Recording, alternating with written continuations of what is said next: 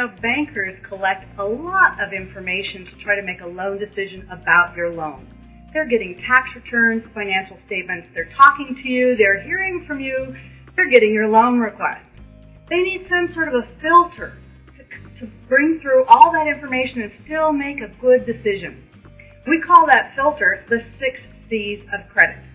Now, the first C is character, and that's the big one. In fact, think of this one as the filter with the smallest holes, because if you don't make it through this one, nothing else will work.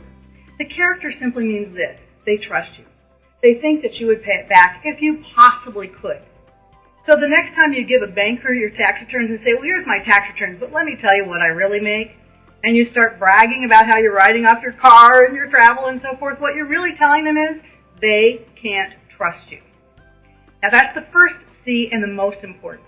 Next is capacity. Do they think you can pay this back?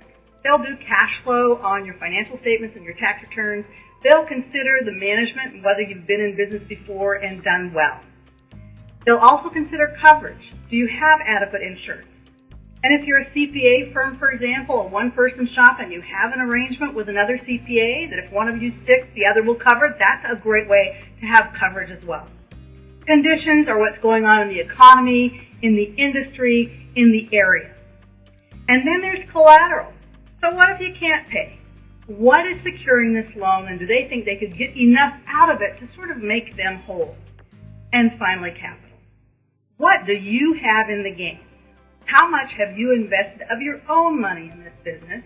And how much personal net worth do you have so that if they have to act on that personal guarantee, it will help them make this loan work?